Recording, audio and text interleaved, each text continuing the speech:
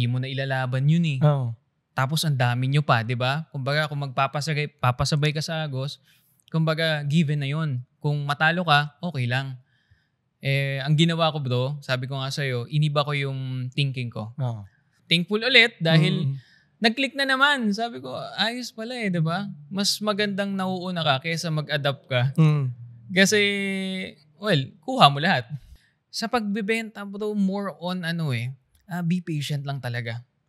Hantayin mo yung time na para sa'yo. Kasi kahit anong sales stock mo, kahit anong ibenta mo sa kanya, kung hindi naman talaga siya pabili, hindi yan bibili. Sabi ko sa kanila, yung mga maliliit na bagay, wag na natin masyadong lagyan ng emosyon. Kasi it will turn into negativity. Credibility was earned, kumbaga. Hindi siya nabibili, bro. At it takes time, it takes many testimonies para mabuo yung credibility. Ang mga susunod niyo pong mapapanood ay ang aking pakikipagtalakayan kasama si Liam C., isa pong negosyante. Siya po ang CEO ng IA Cars Auto Care and Auto Trading at IA Sports Cafe. Paalala lamang po, may iba't iba po tayong pangarap, pananaw, tungkulin at pamamaraan dito sa mundo. Ang mahalaga po ay parating pag-ibig ang ating pairalin at katotohanan ang lagi nating hanapin. May masasabi po kaming mga mali at mga opinyong hindi kayo sumasang-ayon. Piliin po muna sana nating umintindi at umunawa bago humusga. Pawang 2 tao lamang po kami na nagkikwentuhan at sinusubukang magkaroon ng isang makabuluhang usapan. Bago po muna ang lahat, pakipindot po muna ang like at subscribe button bilang suporta. Mga minamahal na kapatid, ako po si Baste, and this is Epic. Sir Liam, maraming salamat sa pagpapaunlak mo sa invitation ko na mag-guest ka. Grabe, ang ganda-ganda ng business mo. Itong man cave mo, ay nako, pangarap ko magkaroon ng sariling ganito. Tsaka yung mga binibenta mong sasakyan, grabe, ang gaganda. Merong Prado, BMW. Iba-iba, more on luxury talaga. Actually, yun nga, kumbaga related yan sa magiging unang tanong ko. So punta na tayo sa unang tanong. Sir, nakita ko yung type ng business mo, yung vision mo. Ngayon, ilang companies yung hawak mo? So as of now, meron tayong 3 companies na under sa IA. So meron tayong IA Cars, tapos IA Armored Vehicles, and itong lugar natin ngayon, ito yung IA Sports Cafe. So more on para mga resto, cafe. Yan. Ayun sir, at 29 years old, 28 ka pa lang. Mag-29. At 28 years old, may 3 ka ng kumpanya. So, ang sigurado dyan is, you think big. So, doon na papasok yung unang tanong, sir. Para sa'yo, bilang isang negosyante at bilang isang tao, ano yung importansya na you're thinking big? Actually, at first, hindi ko siya masyadong iniisip eh. Ang goal ko is, una, yung mga passion ko muna. Kasi nakaka-pressure, brother eh. Alam mo yung isipin mo agad, malakihan, pera, wala mo na yun, brother. So, ako yung tao na una kong gagawin is ano ba muna yung, kumbaga magbe-benefit ako. At the same time, parang magiging relax tayo, magiging masaya, time freedom. So, yun yung muna mga iniisip ko. Hindi muna yung pera. Actually, sa mga nag-guess ko rin talaga ng mga businessmen, wala ni isang nagsabi na kaya nila ginawa yung ginawa nila dahil sa pera. Kasi sabi nila, kung gagawin mo sa pera to, hindi siya mabilisan at hindi siya madali. Yeah. Madaling sumuko pag ginawa mo lang siya sa pera. Tama. Nakakatawa. Sir, yun nga, yung sabi mo yung mga passion mo. Saan nagsimula yung yung pagiging passionate? Kasi yun nga, isa rin sa nakita kong common denominator ng mga businessmen yan. Sobrang passionate nila kahit hindi na may kinalaman dun sa negosyo. Tama ka. Meron kasi ibang mga businesses na hindi naman talaga nila passion. Yung iba nga, lalaki, tapos ang binibenta, mga beauty products. Dami. So ako naman, sa sobrang hilig ko sa sasakyan, kumbaga nag-isip ako ng business na talagang magko-connect na dun sa passion ko. Isa sa naisip ko, talagang buy and sell. Pangarap ko lang yun at first. Kaso ang problem, yung kapital. So dun napapasok na, paano ko may start to kung wala akong pera? So sabi ko, hanap pa rin ako ng connected sa passion ko. So nag-apply ako as a agent sa car dealer. Doon ako nagsimula, bro. Kumbaga namulat ka na sa sa mundo ng pagbebenta. So parang nung nagsarili ka na, parang at least meron ka ng sariling experiences. Kumbaga paano ka na, well-equipped ka na. Oo. Kumbaga sabi nila. Lalo na sa sales. Malaking bagay kasi bro, pag kumbaga dumaan ka na, ito yung empleyado ka sa ganito, tapos alam mo na yung mga diskarte, alam mo na dapat yung paano tawagan yung mga kliyente, paano kausapin yung mga kliyente. So once na nagkaroon ako ng business, kumbaga very smooth na siya. Sir, ano ba, yung mga negosyo mo ba, itong yung tatlo, yun na yung mga first na nagawa mo or parang meron ka pang mga negosyo dati before ito, yung mga established mo yun? Before, nag-try din ako ng mga distributorship. So, nag-open ako ng... Actually, lahat IA eh. Kasi it's my initials. So, nag-try din ako ng perfume. So, perfume trading. Okay naman siya. Pero, dun ko nalaman, pag hindi mo passion yung isang bagay or isang business, pag nagkaroon ng struggling, talagang madali mong iwanan. Kasi hindi ka masaya eh. I mean, hindi yun yung linya mo eh. Meron tayong tinatawag, di ba? Ikaw, brother, ano bang linya mo ngayon? Ito, podcast. So, yun. Once na meron kang struggle sa ganyang bagay, nagkaroon ng problema, parang happy ka lang. Smooth lang. Di ba? Pag gano'n ang passion mo. Madaling magpatuloy. Pagkababalikan mo na ito yung passion ko at mission ko, parang no matter what, kung ano man yung pagdadaanan, laging pag binalikan mo, hindi, kailangan ko yung pagpatuloy. So, same with me. Ganun din nangyari sa akin. Yun, tinayo ko yung perfume. Kaso nga lang, ang daming mga kailangan kausapin, manufacturers, mga distributors namin.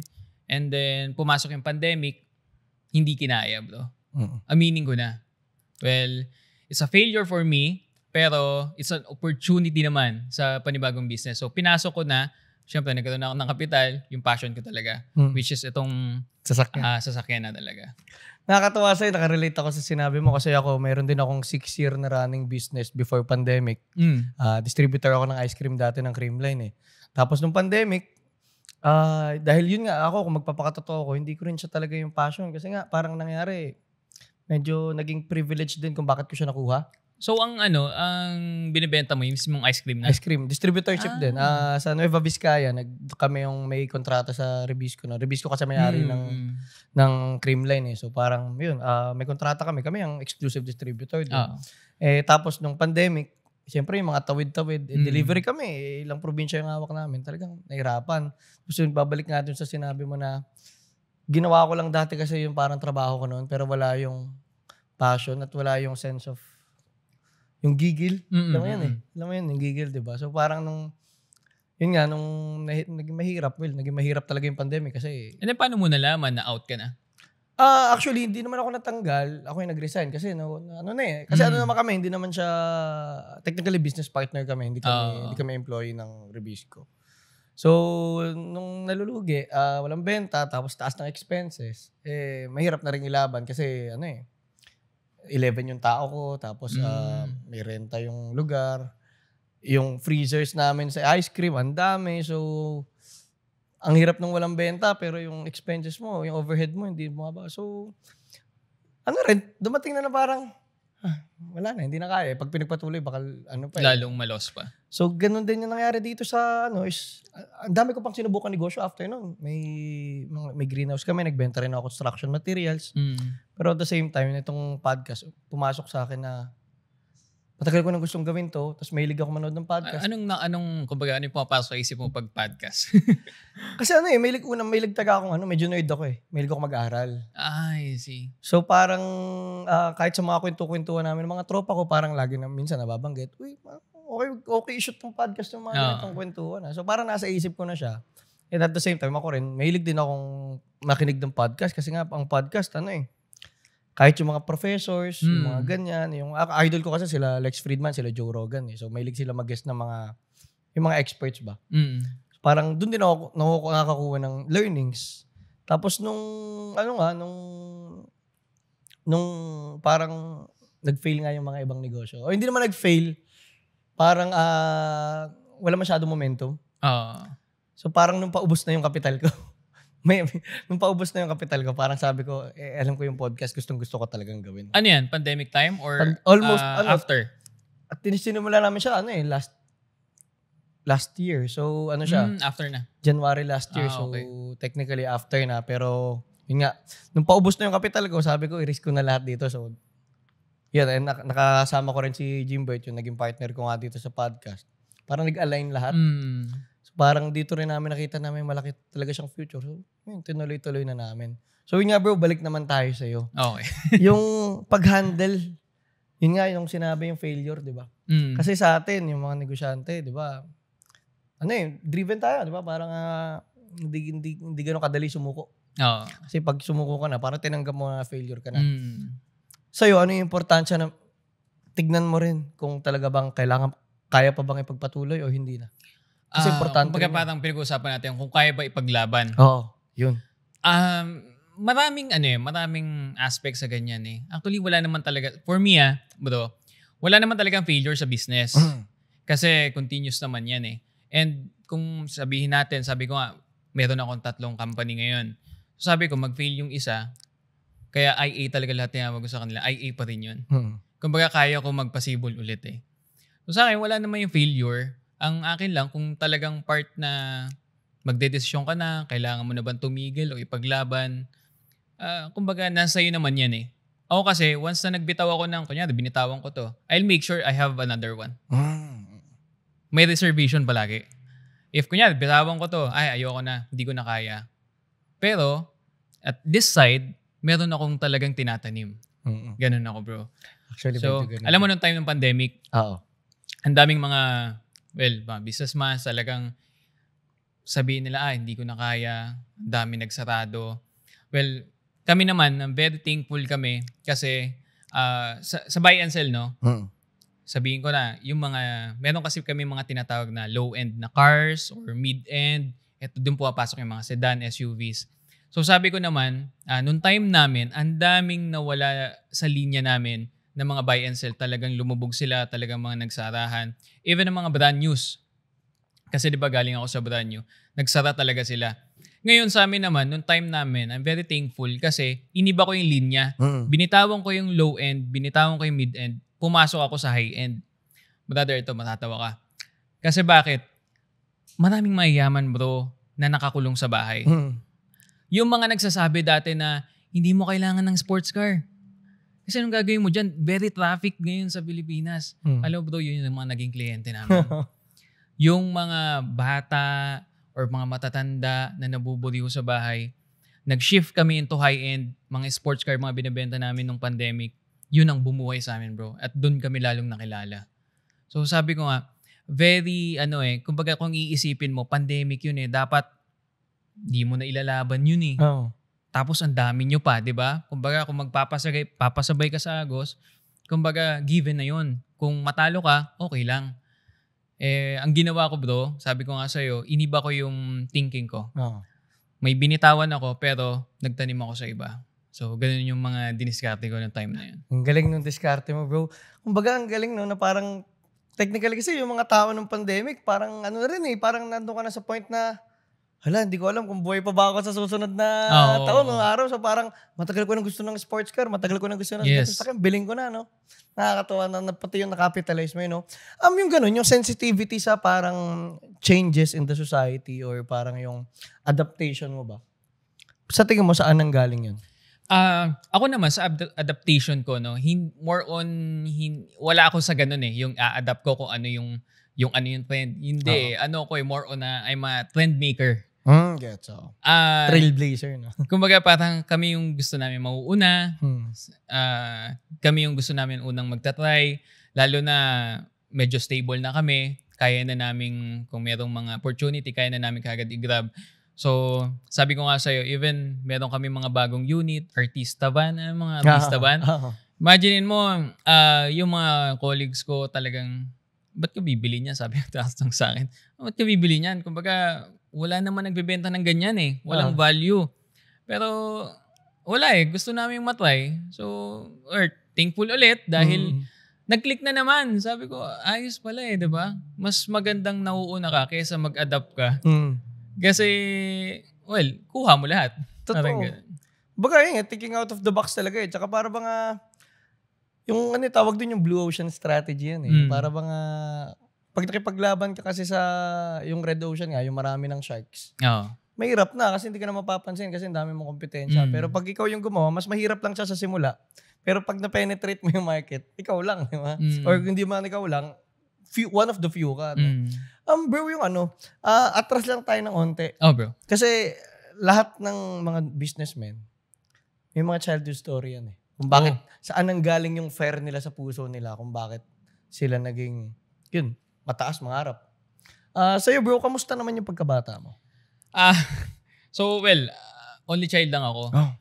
So, nakakalungkot, pero ginamit ko siya as, kumbaga, ano ba tinatawag doon? Kumbaga, strength. Well, pag only child ka, ikaw lang isa mag-iisip kung anong gusto mong laruin, anong gusto mong gawin, ikaw lang talaga yun. So, ginawa ko siyang strength na hindi ko kailangan ng kasama, hindi ko kailangan ng kaibigan para sumubok ng isang bagay. So, ganun naman yung ginawa ko, bro. Okay naman siya and nagagamit ko siya until now. Kasi 'di ba bro, tayong mga lalo na yung mga bata pa tayo. Ano tayo kumbaga kailangan meron tayong mga kasama.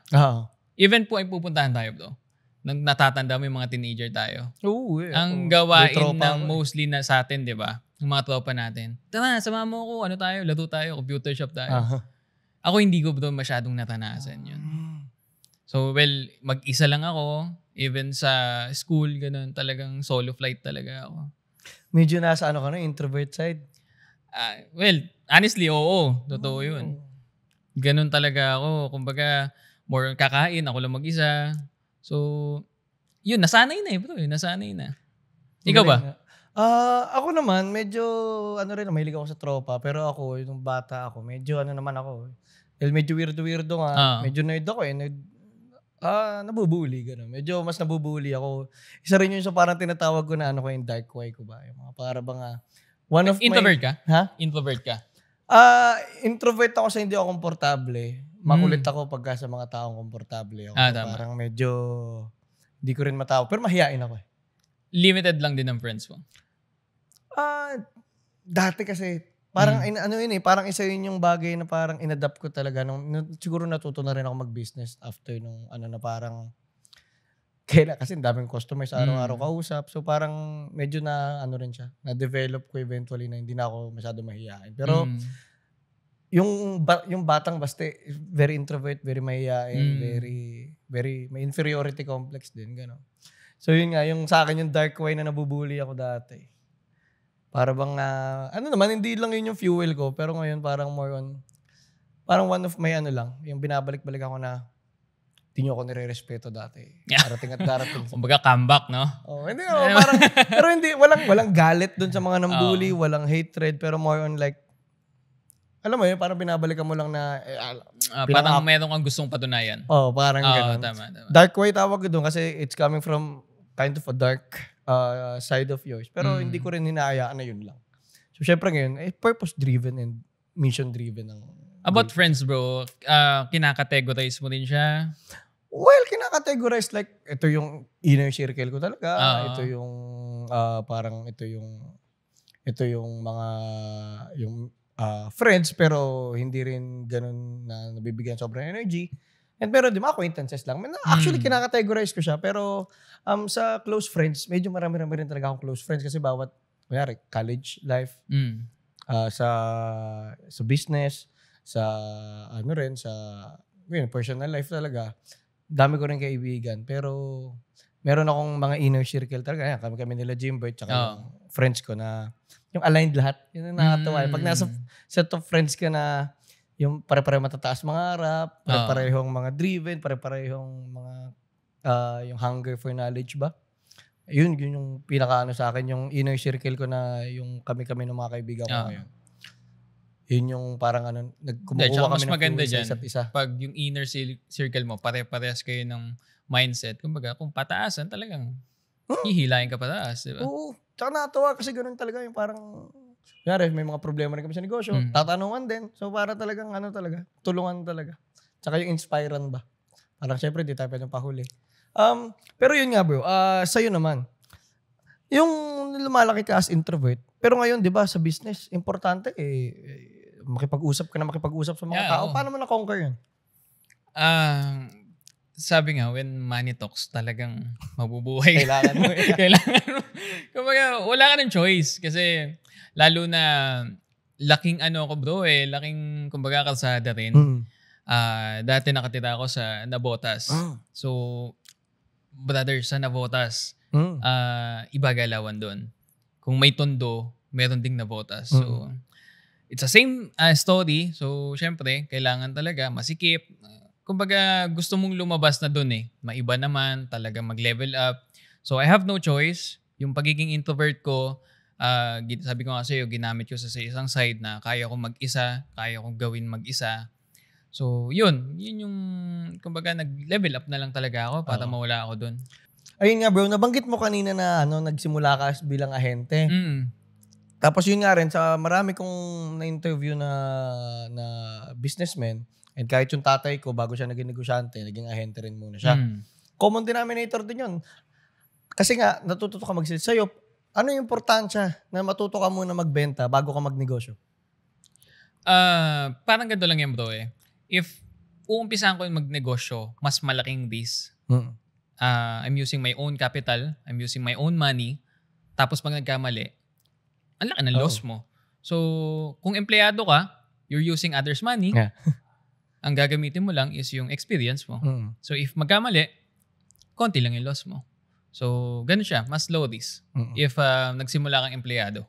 Bro, naaalala ko dati yung unang close ko ng deal Ikaw, naaalala mo pa yung unang-unang close mo ng deal at paano mo nagawa yun? Wow. So, sa akin, unang close ko ng deal, ano siya, top earner siya ng isang networking company. Kilalang networking company. And nag-deal kami, naalala ko, 10 a.m. Hindi ko na in-expect bro na bibili siya sa akin. Ang in-expect ko, o-offeran niya ako. So ganito, nangyari. Totoo nga yung iniisip ko. Ang nangyari, hindi namin pinag-usapan yung sasakyan. Ang pinag-usapan namin, yung products. So sabi ko, sige. And it turns parang 12 o'clock na ako. Nandun pa rin ako. So 12 o'clock na, sabi ko, sir, sige, kako, magjo-join ako. Pero, kukuha ka rin sa akin ng sasakyan. And wala kami pinag-usapang unit, brother. Meron naman kami maraming units Meron kaming Mitsubishi, meron kaming Mitsubishi na sedan. So may kumbaga crossover. So sabi niya, sige, ano bang gusto mong sasakyan na kunin ko? May price list akong dala Kinuha ko yung pinakamahal, bro. Alam mong ginawa niya sa akin? Pinakuha niya rin ako yung pinakamahal na package. So parang around 80,000 na tayo. Sabi ko, wala kailangan ko na ma-deal Yung kikitain ko, ipapasok ko lang sa kanya. Sabi ko, hanep. Wala nandun na ako Sabi ko kasi, at first, kumbaga, actually bro, nung bata pa tayo, nung mga nagsisimula pa tayo, kumita tayo ng 1,000. Oo. Malaking bagay na yun. And brother, kung maniniwala ka, working student ako. So yung 1,000 pesos, kung kumita man ako ng ganun, malaking bagay na sa akin yun. Sabi ko, sige sir, walang problema. Matuloy lang yung deal. So ayun, pinapirma ko siya ng application. Pinapirma niya din ako ng application form. Yun nga lang, yung payment. Sabi ko sa kanya, sir, pag na-release na yung sasakyan mo. So yun yung first deal ko, bro. Ang galing na, no? Kasi isa rin sa mga natutunan ko sa mga mentors guys. Dapat to magdi-deal ka, yung win-win situation, no? Yung nangyari sa inyo, win-win situation Pero, yun nga, ano naman yung naitulong nun sa momento mo naman sa pagbebenta nung na-close mo na yung first deal mo? Mas naniwala ako, bro, sa sarili ko. Yun. Kasi sabi ko, at first, talaga hindi ako naniniwala na kaya ko. Kasi wala namang ganun na maniniwala ka sa una na, kaya ko ba to? Ano ba mga sasabihin ko sa kliyente? Sa pagbebenta, bro, more on be patient lang talaga. Hantayin mo yung time na para sa'yo. Kasi kahit anong sales talk mo, kahit anong ibenta mo sa kanya, kung hindi naman talaga siya pabili, hindi yan bibili. Yun. So, marami na akong mga nakausap na mga clients. Yung iba, naka-smile ka lang, bigla kang lalapitan. Sir, magkano yung ganito? Sige po, pwede po ba ako mag-apply? Pwede po ba ako pwede po ba ako kumuha? Magulat ka na lang, bro. Wala kang ginagawa. Sila pa naman ako. Oo. So, naniniwala ako dun sa ganun, bro. May rin. Yun din may laging may aspect of luck din talaga sa pagninegosyo. No? yun nga, nagkaroon ka ng experience sa pagiging ahente. Ngayon, nagbebenta ka ng sasakyan. Technically, sales pa rin ang ginagawa mo. At para sa'yo ba, ang magaling na ahente o magaling na salesman, are they born or they are honed or created? Nature versus nurture. Merong nakapagsabi sa akin yan na marami kasi kami bro, no? Marami kaming agents. Wala kaming mga experience and kumbaga meron kaming mga nakasama na nag-work na rin, merong experience, pero yung batch namin wala talagang experience. No? Ang sabi sa akin, actually hindi ko pa naman to nabe-verify. No? Ang sabi sa akin, bakit daw ang galing ko makipag-usap sa kliyente, pero sa kaibigan, hindi ako magaling makipag-usap. So sabi ko, hindi ko din alam. Basta pag may perang pinag-uusapan, napaka-perfect ko makipag-usap.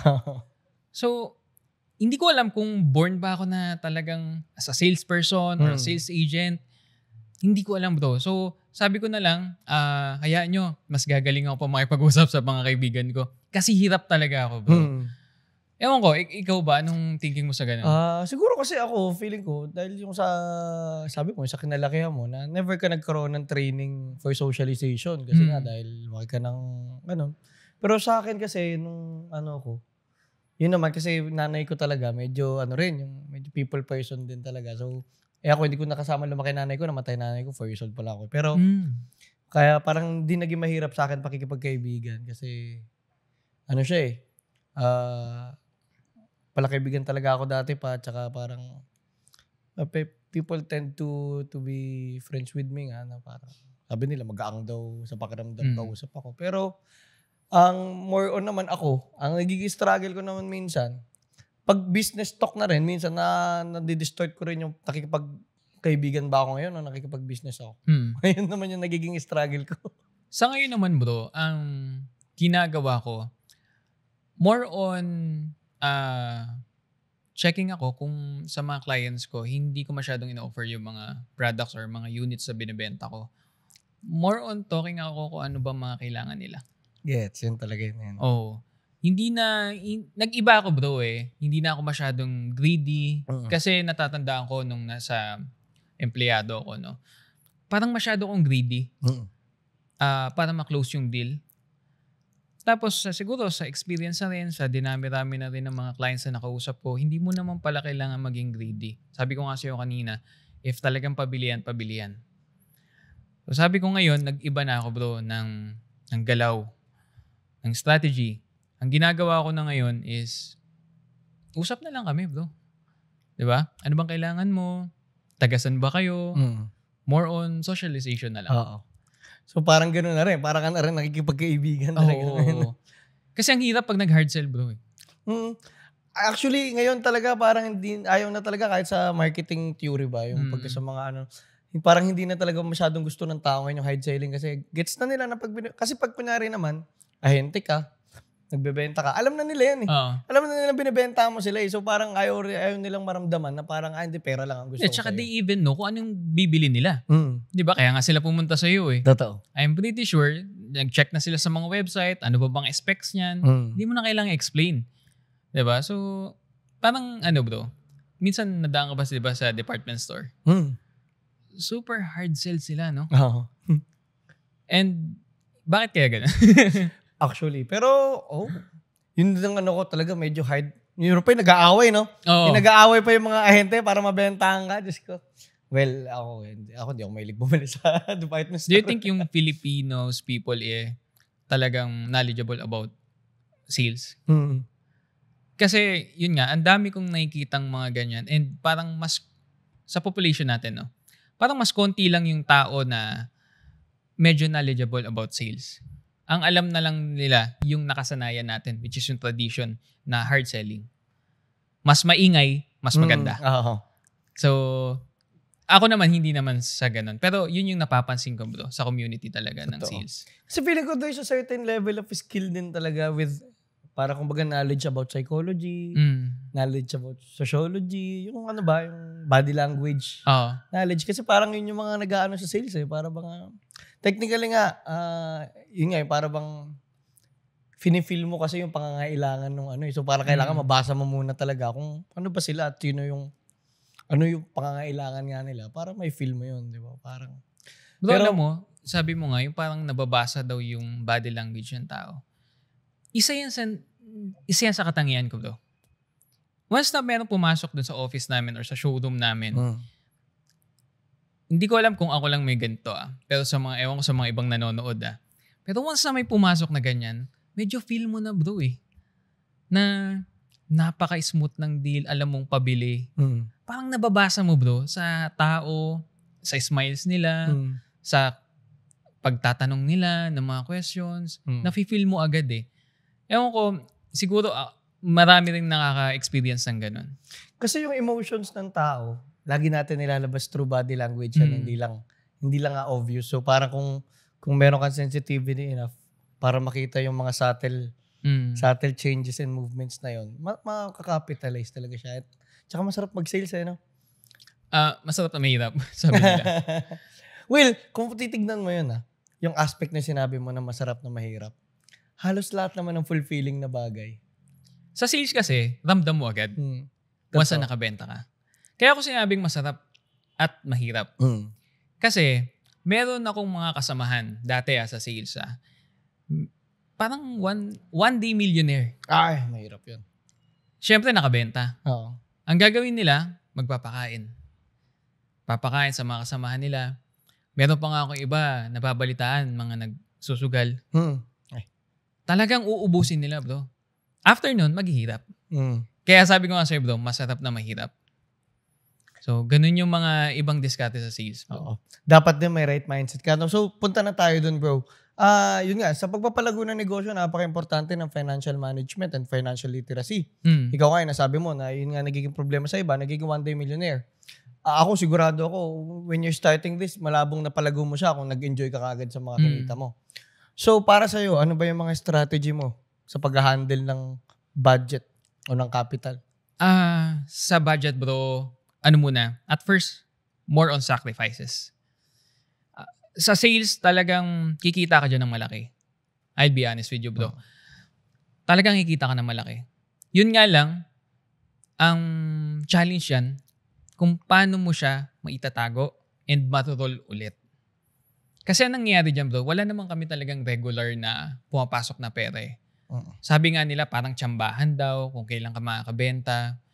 Ako, ang thinking ko palagi, ipon, tapos roll ulit ng roll.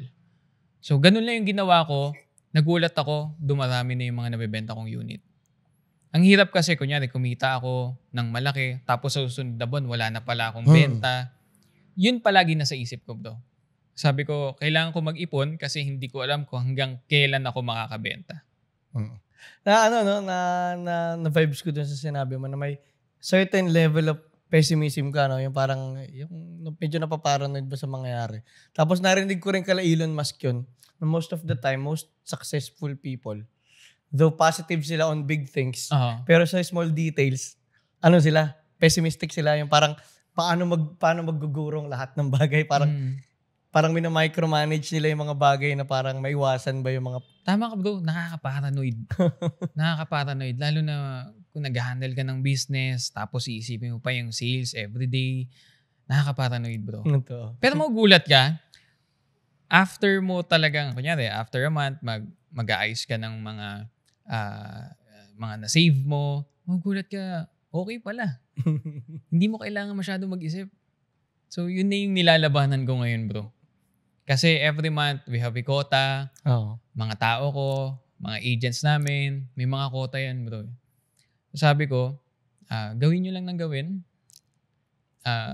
And then, kumbaga, manage muna natin, ayusin muna natin, gawin natin best natin. And nililes ko na yung thinking na makakabenta ba kami. Kasi ganun din naman ang outcome Same din. Makakabenta din. Makakabenta.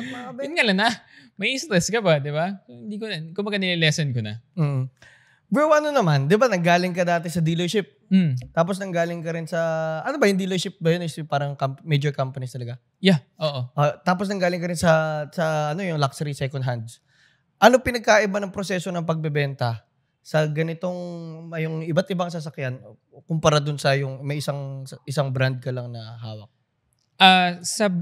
Galing kasi ako sa car dealership na brand new. Oo. Ang kaibahan doon, pag brand new ka and empleyado ka, which is na sales agent ka, bawat isang unit, dadaan siya sa maraming procedure, maraming department ang dadaanan. Hindi ka tulad pag binibenta mo second hand. One day lang, appeal lang, tapos na. Pass break. Oo. Hindi ka tulad sa car dealership, sa mga brand new, ang dami mong dadaan ng departments. Bro, ilang units ka nagsimula nung nagsarili ka na? Isa lang. Isa lang? Isa lang, bro. Talagang natatandaan ko po yun. Nag-start ako, I was 18 years old. First car ko, bro. Lancer na, meron siya tinatawag, Lancer Itlog. Ano nga ba ang itlog, boy? So, That was a 1998 ata na Lancer. Dati may GLXI naman yun sa amin. Mas mataas na ata yun. So yun ang pinaka-umpisa ko. Ano siya, bro bunga siya ng pagiging paranoid mo. Kasi bakit? Bro, Lancer siya, di ba? Tapos medyo luma. Ang alam ko 1997 or 1998 model yun. Lagi siya, bro, nagkakaroon ng sira. Alam mo, ginawa ko, nakuha ko siya parang 90,000 and then galing siya dun sa college fund na tinatawag. So, kinuha ko muna yon. Sabi ko, wala pa namang pasukan, wala pa namang enrollment. Kinuha ko siya. Nung kinuha ko siya, 90,000 ang bili ko. So, ginamit ko siya ng 1 month. Naglabasan na, bro, yung mga sira. Sabi ko, parang naparanoid ako, bro, hindi ako makatulog. Kasi wala naman ako ipon Pero may sasakyan ako. Ginawa ko sa kanya, tinay ko, bro, mag-post. Yung time na yun, medyo mahilig pa ako sa mga picture-picture Ginandahan ko yung pictures, bro. Ginandahan ko rin yung mga details. Ginandahan ko yung presentation. Nagulat ako, bro, parang inasking ako ng 115,000. Nabenta ko siya, bro, 110,000. Ganun siya, bro. Oo. And nagulat ako, sabi ko, kaya pala. Tsaka nung time na yun, when I was 18, parang 11 years ago, ang laki na nun. Ang laki na nun, 20K. Bro, isang deal talaga. Yung iba nga nagtatrabaho ng di ba? Like, minimum ng isang buwan nilang tatrabaho. Di ba? Sabi ko, pwede pala. And then ayun, nag-start na ako, bro. Kasi kahit ano naman sabihin natin, ang pagbabuy and sell, hindi mo kakayanin ng mga 100,000 talaga yan. Ng cars, 100,000, medyo mabagal ang progress mo niyan. Pag mga 100,000 ang kapital. So, nagtrabaho muna ako, bro. Our dealership, hanggang makaipon ako ng parang nag-range siyang mga 500,000. Bumalik ako, bro, sa buy and sell. Talagang tinutukan ko, bro. Doon na ako nagsimula. Tapos, bro, yung naman, yung sa pagpasok mo naman sa luxury, di ba, sabi mo ng pandemic, nag-lean ka about sa, yung selling to the rich. Sa'yo, ano yung advantages ng, yung selling to the rich? Kasi ngayon nga, naririnig ko yung philosophy na yan sa mga businessmen ngayon, na parang, you have to sell to the rich Parang gano'n. Selling to the rich, bro, parang sinasabi mo yan, parang shortcut. Hindi naman sa pagano, bro, no? Pero napakadaling makipag-deal sa mga rich people. Totoo yan. Alam mo, pag rich people ang kausap mo, they just checking your credibility. Not the product. Your credibility. Ganun siya kadali, bro. Pag may history ka ng nanlalamang ka, ang hirap, bro, magbenta. At saka yung magagaling na negosyo, yung mga mayaman, ang galing ng mata nila sa magugulang na tao. Totoo yun. Totoo yun. Bro, naman. Sabi mo nga kanina yung credibility. Ano yung importansya ng reputation at credibility sa pagiging negosyante? Okay. Credibility was earned, kumbaga. Hindi siya nabibili, bro. At it takes time. It takes many testimonies para mabuo yung credibility. So, ganun siya, bro. Hindi siya isang bagsakan. Ako, bago ko nabuo siguro yung credibility, maraming tukso. Kumbaga, bro, natin, palusutin na lang natin tong unit.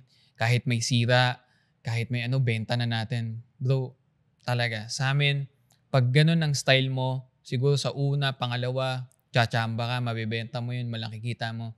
Pero sa mga susunod, bro, makikilala ka na. Na, kumbaga, sira ka na sa tao. Mahirap masira talaga. Lalo na Ganun nga pagka nagbebenta ka. Tsaka nakakatuwa kasi yun nga, yung sabi mo sa mayayaman kasi. Mayayaman, actually, yung maliliit na difference sa presyo, hindi na nila problema, pero yung oras nila eh. Oo. So parang kaya mas magandang customers ang mga mayayaman kasi nga, yung pag nakita nila na credible ka, okay, kahit sabihin na natin, okay, mas mahal ng onti to, pero at least sigurado ako dito na natipid ko yung oras ko kasi sigurado na ako sa binilang ko eh. Parang gano'n. Tsaka sa mga rich people bro, wag mo silang bibigyan ng mga yung mga hassle. Yung pag-aantayin. Wag mo silang bibigyan ng mga ganong lalayasan ka niyan bro. Pag sinabi nilang ganito, kailangan ko yung unit na ganito, bigay mo na. Wag ka magsabi na, sir, kailangan ko pa ipa-detail. Wag mo nang sabihin yun. Mas maganda, less talk, less mistake. Parang ganun. Ang galing. Oo, bro. Bro, naman, pagdating naman sa sa expansion. Kasi syempre nga, sabi mo, nagsimula ka to a single car. Ngayon, sa ilang units ang hawak mo? Bro, parang siguro, maintaining namin bro, nasa mga 15. So yun, paano ka naman, kasi dun, malaking capital na rin na kailangan. Paano ka naman nag-transition into going big na talaga? Though, I'll be honest with you, nung pandemic lang talaga kami nag-boom, doon lang din ako kumita nung pandemic. And then, up to now, parang siguro before pandemic, ang kaya ko lang kuning units 2. Pero up to now, parang padagdag na lang siya ng padagdag. Ngayon, nakakuha nga kami bro na isang buwan, parang 30 to 40 units. Grabe. Sa isang buwan. Ganun tapos magkano naman ang labas nyo? Ay, ilang sasakyan naman ang labas nyo per month? Nag-range kami mga 20 units. Sarap. Okay naman siya. Bro, dyan na papasok. Itong usapan na to, bihira mapag-usapan to sa mga negosyo. Pero napaka-importante niya in my perception. Sa loans. Walang negosyong uubra nang hindi naglo-loans. Pero ano ang tamang mindset pagdating sa loans? Bro, tinutuan kasi ako ng mother ko about loan, about utang. Medyo takot ako dun bro. Hindi ko siya, nung nagsimula ako magnegosyo bro, talagang hindi ako nag-loan. Pero sabi nila, maganda daw mag-loan. Pero bro, ang thinking ko kasi sa loan, parang hindi sa'yo yung pera bro eh. Parang pag natalo, okay lang. Kaya more on may personal money talaga ang ginagamit ko. Talaga mas halos lahat ng mo galing na lang din sa sarili mo. Grabe yun. Kasi bro, iba yung inspiration mo pag money mo na eh. Iba yung motivation mo bro. Tsaka iba yung sipag mo pag sarili mong pera. Gets. May pressure man, pero alam mo talagang sa yung pera yun. Wala kang, after mo kunyari, na may nabenta kang ganito, wala kang nang-iisipin bro na meron ka pang babayarang monthly. Grabe, no? Ang hirap nun. Kasi kami dati nung nagpapaikot din ako, may rin kami, may mga loans din kami. Kunyari, bibiling sasakyan, ilo-loan ko yun para pag kumita naman doon naman yung monthly ko, parang gano'n. Pero yung ito, na-build mo lahat to nang walang loans. Wala bro. Grabe. Bro, props sa'yo sobra. Tawag dito, yun naman bro, pagdating naman sa, kunyari, sa pagiging negosyante, ano yung mga bagay na may ipapayo mo sa batang nagninegosyo? Para maiwasan niya na yung para maging smooth o mas maging maganda yung takbo ng growth niya. Sa mga batang negosyante bro, kumbaga, take it slow. Kasi doon din naman ang punta nyo. Basta may consistency, lalo na pag nagdenegosyo ka, ang hirap kasi bro, nagsisimula ka magnegosyo, limited yung capital mo, tapos nagkamali ka. Mas lalo na bro dito sa industry namin sa buy and sell. Imagine this bro. Sabihin natin meron ka mga 500,000. Meron ka nakuha na sasakyan worth 500,000. Sa sobrang greedy mo bro, napasukan ka ng merong sablay na unit. Pag sinabi ko sablay bro, let's say fake papers. Paano na? Benta yun. Wala. Talagang bro, wala ka na. Off ka na. Magmumukmuk ka na lang bro. Kasi paano? Paano mo mahahabol? 'Di ba? Na-scam ka nga eh. Kaya bro, ang payo ko sa mga negosyante, talagang ayusin lang talaga nila yung credibility nila. Okay lang bro kahit mabagal. Ang mahalaga, talagang sure yung ginagawa mo. So yun lang na yung mga payo ko bro. Yung delayed gratification, no? Napaka-importante kasi yun nga, kung pipiliin mo yung pagnenegosyo, hindi siya mabilisan. Yung reward, yung iba, yun nga, kunyari, marami nagninegosyo. Sisimulan, 6 months pa lang dahil medyo mahirap, di kumikita. Susukuan na. Pero halos lahat ng nakita ko, ako rin, sa sarili ko experience dati, 3 years to 5 years bago mo maramdaman. Tsaka mayroon pang isang problem, bro, sa mga nagninegosyo. Ayaw nila magnegosyo ng walang pwesto. Napansin mo yun, bro? Merong mga tao na, hindi ko kaya magnegosyo kasi wala akong pwesto. Doon nagsimula din ako sa bahay lang. Ayaw nila mag-business ng hindi presentable yung pwesto nila. Paano ka magkakaroon ng presentableng business? Wala kang kapital. Masyadong mataas na, bro, yung tingin nila sa pagnenegosyo. Totoo. Nakaya naman nilang, ako, bro, to be honest, mas maganda nga, nasa bahay ka lang. Anytime pwede ka matulog. Diba? Mas konti tao mo. Ikaw lang ang tao mo. Kasi sa amin naman, bro, sa industry namin, pwede naman talaga kahit sa bahay lang. Kasi technically, ahente ang mga hawak mo at pwede naman sila magbenta ng... Kaya yung iba, bro, pinasok mo ngayon loan, kaya sila naglo-loan para yung business nila, kumbaga, mag-rent agad sila ng showroom, magtatayo na agad ng office, even ang kaya lang nilang kuning sasakyan, 1, 2. So sa akin, kumbaga, wala namang masama, bro, kung magsimula ka kahit ang pwesto mo sa bahay lang. Tsaka magsimula sila ng less expense muna, bro. Kumbaga, mas okay yun.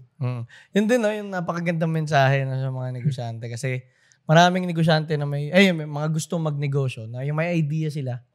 Tapos parang alam nilang gusto nilang gawin, pero lagi nilang hinahantay yung perfect situation, perfect moment, perfect equipments, perfect ayun nga, yung pwesto, yung gusto nila maging tama na lahat ng conditions bago simulan. Hindi naman darating yan eh. Talagang parang lang Saka, bro, isa pa, yung resources nila. Gusto nila, sir, kailangan ko ng ganito, kailangan ko ng ganon. Minsan magpapaalam sa mga parents sila, kailangan ko po ng ganito. Yung parents nila gusto na pagnegosyoin sila. Or yung ibang family members nila gusto na pagnegosyoin kasi bakit? Umaasa sila, bro, dun sa diba? Sa family nila. Ang gusto na lang, pagnegosyoin na siya. Ang problema ng isang tao, gusto nila, kailangan ko ng ganito, kailangan ko magandang cellphone, kailangan ko ng laptop, kailangan ko ng computer, kailangan ko ng office. Di ba? Pero kung tutuusin, ang kailangan lang is yung sarili ikaw mo. Lang talaga eh. Ikaw lang talaga. Hindi mo kailangan ng mga resources, minsan hindi mo kailangan ng kapital. Sabi nga nila, meron tinatawag ko, laway lang ang puhunan Di ba? Sa construction ko, ganun ang puhunan ko. So, hindi mo kailangan, bro, para kumita ng pera. Totoo yun. Yun nga kasi na parang it's more on the mindset talaga rather than the circumstances. No? Bro, naman, bigla lang ako na-curious habang kinikwento mo. Ano yung pangarap mo nung bata ka? Business? Pangarap mo lang. In general, kung ano man pangarap mo nung... Di ba dati pag bata tayo, tinatanong tayo, ano gusto mong maging? Pangarap ko maging engineer. Kaso ang problema, nung sa school ko, nung nag-enroll na ako, yung mga grades ko nung high schools, hindi bro hindi siya pasok Parang so, ang first option ko is engineering, civil engineering. Yung second naman is psychology. So sabi ko parang, akala ko kasi pag psychology, medyo more on mind reading. Mind reading. So sabi ko, okay yun. Parang psychology. Yun lang yung gagawin mo, okay ka na. So sabi ko, yung dalawa na yun ang first and second option ko. Ang problema, sabi nung registrar sa akin, hindi pasok yung mga grades mo. Meron kami dito, marketing management. So, yun na lang nakuha ko. Well, nung nakita habang nag-aaral naman ako marketing, doon pumasok na, sabi ko, okay din pala kasi yung engineer na first option ko, doon pala sa mga kumbaga well-built na mga businessman, mga empleyado lang din pala nila, mga engineer. Yun nga. Di ba? Kaya sabi ko, mas okay pala to. Yan, doon na yung pumasok. Ang galing, nakakatawa yung kunento mo kasi ganun-ganun din yung sa akin. Parang ako rin, ganun. Ang first choice ko nung nag-apply ako sa Lasal nun, puro business. Kasi di ba business, parang pinakasikat ang Lasal sa business eh. Puro ang nilagay ko, business administration, entrepreneurship, tsaka isang, nakalimutan ko na ano yun eh. Tapos dun sa 3 course, wala akong inabot kasi quota course yun pag sa Lasal. Mas mataas pa yung standard nila pag business. Tapos ang ginawa sa akin, pumasa ako dun sa standard ng school pero hindi ako pumasa dun sa in-applyan ko. Ni-redirect ako. Nilagay ako sa Philippine Studies, major in Filipino in Mass Media. Technically, parang Com-Arts pero Filipino. Pero gusto ko maging negosyante. Naging negosyante pa rin ako after pero natutuwa lang ako kasi ngayon, ito na yung itong ginagawa namin, yung pinaka nakikita kong future. Nakakatuwa kasi ni-redirect lang ako dati dun nung course ko na parang hindi ko naman din siya intended. Pero nung same na kwento mo na ayos pala dito, ang lawak parang ang dami ko palang pwedeng magawa. Tapos eventually, yes, nag-business muna ako pero nauwi ako dito na parang mas fulfilling sa akin to So parang minsan din mapapa-question ka dito, 'di ba? Pag may will ka ba o meron kang pinapangarap tapos ginugugol mo yung pinupunta mo na yung pangarap mo. Parang iniba ka ng daan. Oo. Pero magme-make sense lahat nung nangyari sa'yo in the past. Na parang, kaya ako pala naging teacher to, no? Kaya ako pala nakasama to. Kaya dahil parang, ito pala yun. Nangyari ba sa'yo yung mga ganun? Palagi, hanggang ngayon, bro. Oo. Magic.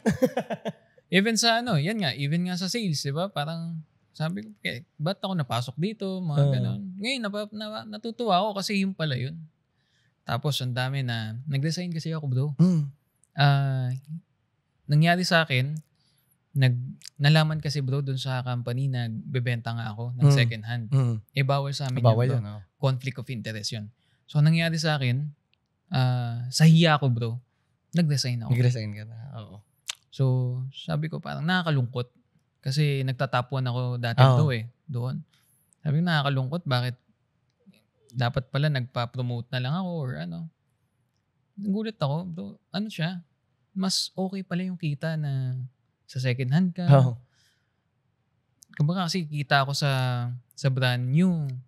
Minsan gantong lang pero sa second hand parang triple. Yun, okay din bro. Kasi, napaganda pa. Napaganda pa. Yung lungkot mo parang nagte-turn into, okay, ganun pala yun. Yun yung magandang mindset din na pag ganito yung tayo nangangarap na parang pag may mga pangit na nangyari, wag mo rin siya i-take as parang, ano na to, mahirap or ganyan. I-take mo na opportunity for something new or something better. No? Kasi parang titignan mo rin naman, halos lahat ng pinagdaan ng problema, pag binalikan mo, okay lang. Hindi ko papalitan niya kung mababalik kasi ito yung tinuro sa akin Sa'yo bro, yun nga sa mga failures o sa mga pagkakamaling pinagdaanan mo, ano yung mga pinaka-importanting bagay na natutunan mo?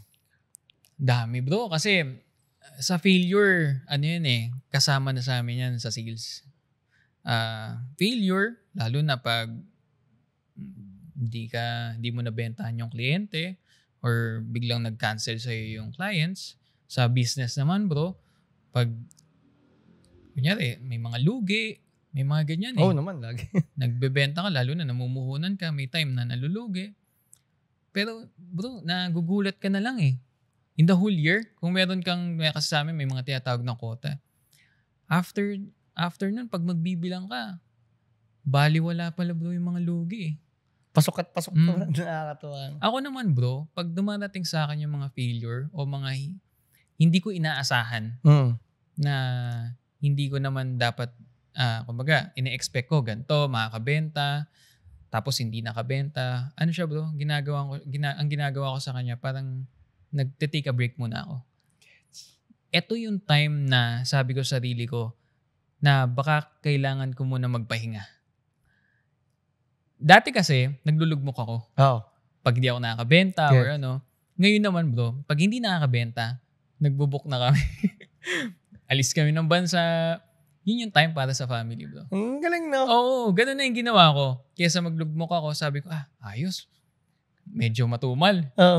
Alis muna kami. So, ganun yung ginagawa ko bro. Ang galing. Parang actually, yung pangalan dapat tatanong ko bago mo pa sabihin, pero parang sinagot mo na, di ko pa natatanong na, ano yung mga mental models mo? Pag dumadaan ka sa problems or sa mga unfortunate events. So yun nga rin napansin ko sa mga na-interview kong mayaman, ang kalmado nila sa mga problema. Yung parang, kasi may isa kong mentor, pagka nasa meeting siya, pinapasama niya ako para pakinggan ko Mas talaga ako na, ang galing no, kaya mo talagang na zero emotions na yung mga ganong mga bagay. Oo bro. Actually, yan din yung mga sinasabi ko sa mga kasama ko sa bahay. Even my parents, even my wife, may asawa na ako bro Okay. So, Sabi ko sa kanila, yung mga maliliit na bagay, wag na natin masyadong lagyan ng emosyon. Kasi it will turn into negativity. Oh. And lahat ng, kumbaga yung buong araw mo, kunyari, nabasag yung baso.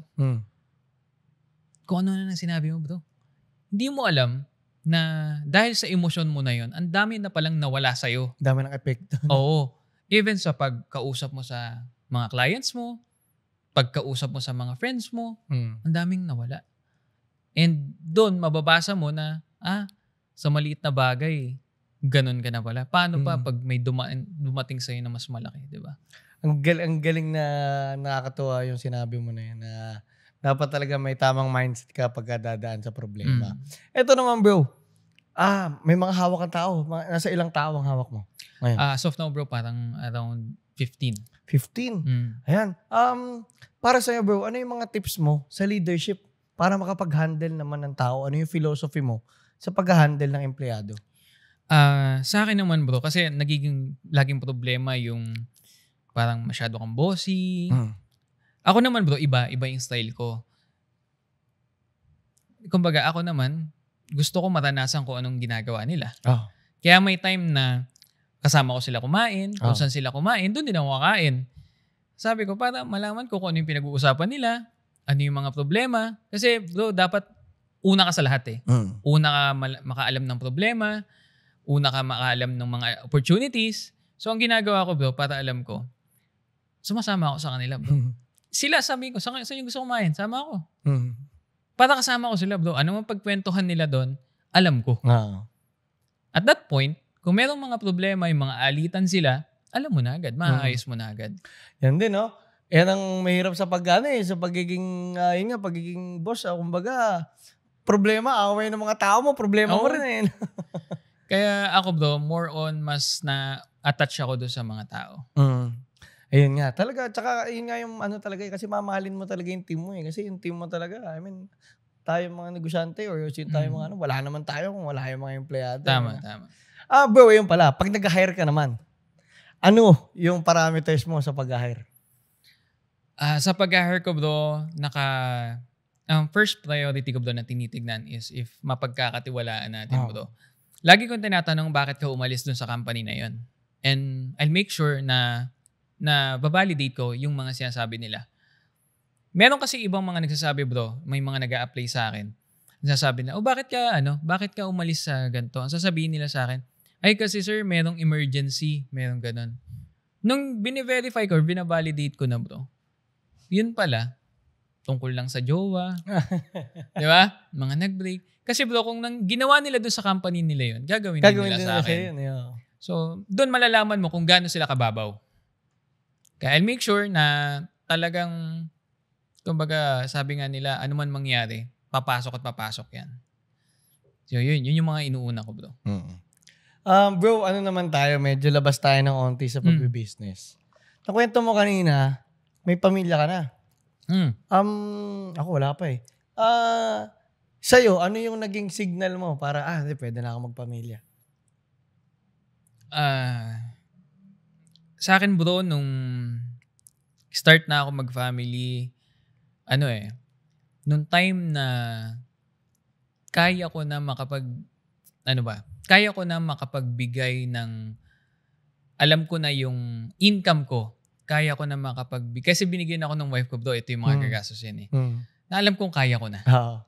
Hindi ko na sabihin yung amount bro. Pero sabi niya, ito yung mga gastusin, ito yung mga ganyan. Sabi ko, nung una, sabi ko, hindi ko pa kaya. Pero nung dumating na yung point na ganito na yung income ko, sabi ko, kaya ko na. Sige, go. Kayo nga. Hindi kasi ito, meron ako ngayon isa dun sa circle ko na sinasabi ko yung inner circle ko na matataas mga harap na tropa ko. Siya yung una nagkaanak sa amin.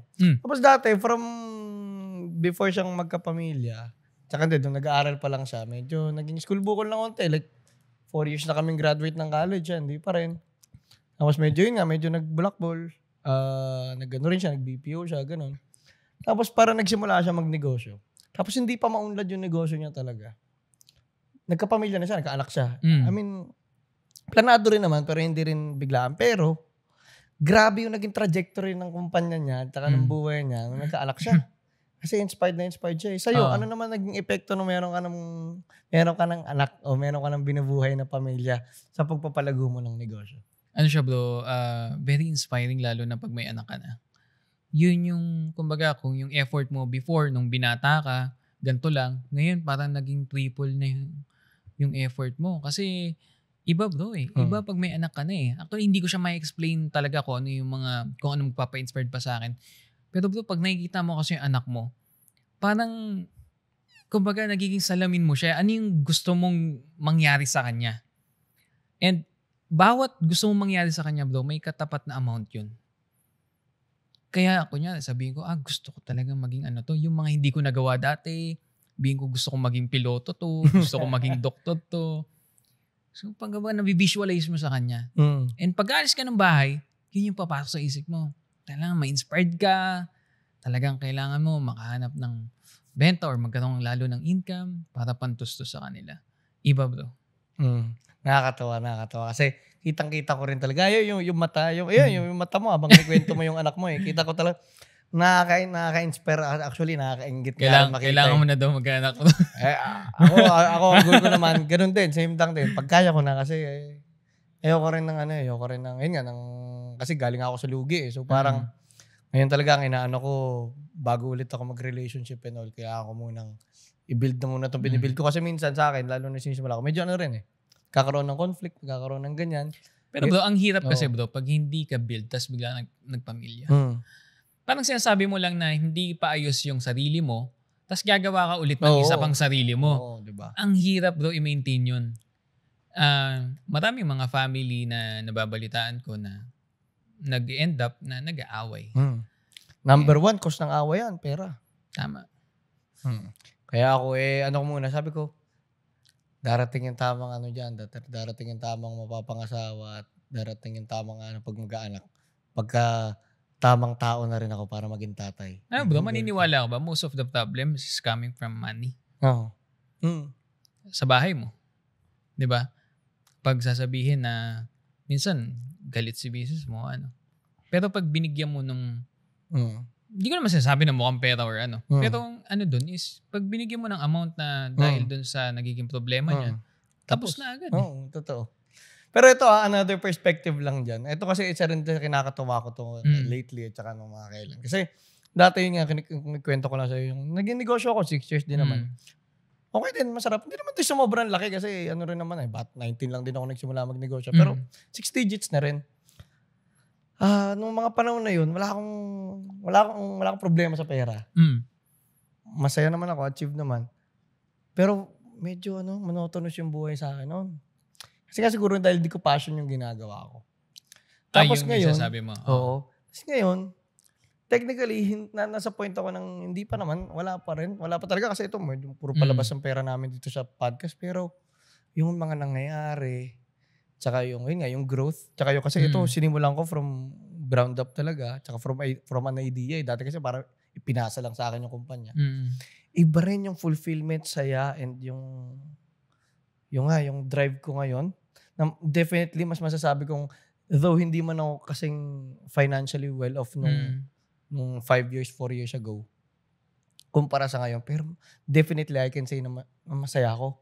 Tapos ngayon medyo nagkakaroon na ng, parang nakikita mo na yung kapupuntahan nung nagkakaresulta na.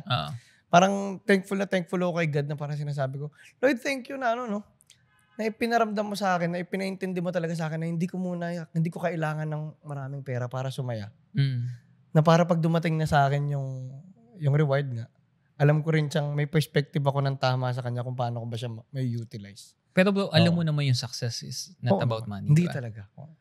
Kasi yung iba bro, ang thinking nila is kailangan maging financially independent ka na. Hindi mo na kailangan umasa.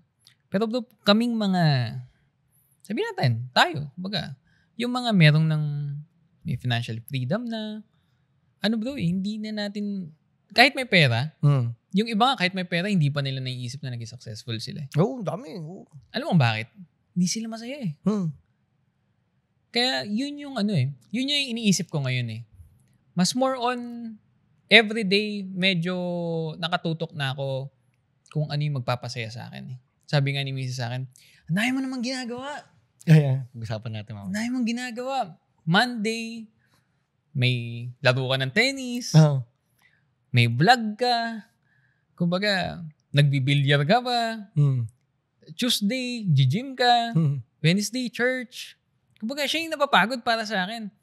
Pero, iba pala bro. Iba pala yung pagiging success na ngayon. All about kung paano ka sumasaya. Yun nga na parang once na ma-realize mo na ang daming source ng kasiyahan, para magkakaroon ka ng tamang perspective, mas ma-handle mo yung pagpapalago ng financial stability mo na maayos. Kasi nasa tamang perspective ka nga nung ginagawa mo yun. Kasi pag yun nga, sabi mo yung naging greedy ka masyado, yung pag pera yung ginawa mong inspirasyon, ang dami rin talagang maling pwedeng maidulot sa'yo. Oh, tsaka bro, hindi ka na magiging masaya. Kahit sabihin na natin makabenta ka or may magkaroon ka ng income na ganito, bali wala na. Totoo yan. Actually, nag-guess ko si di ba, si Jim Paredes, yung sa Apo Hiking. Nagkaroon daw siya ng gano'n kasi parang na-into Zen Buddhism siya, yung parang spirituality, yun. Na-realize niya raw yun nung nasa peak sila ng Apo.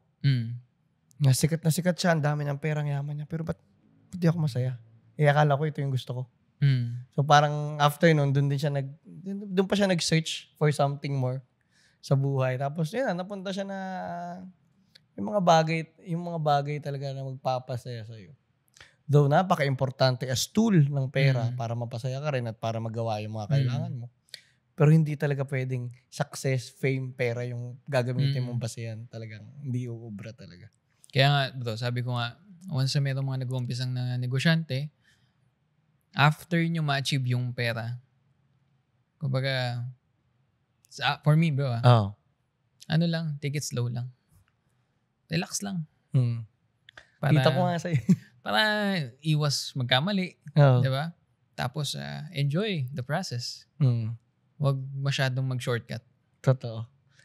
Bro, kanina yan, nabanggit mo kanina na ang dami mong extracurricular activities like yun, billiard. Nagbibilyard din kami. Kami nila gym boy, trip din naman yan. Billiards, yun nga, nag-gym ka, tapos nag-tennis ka pa and all.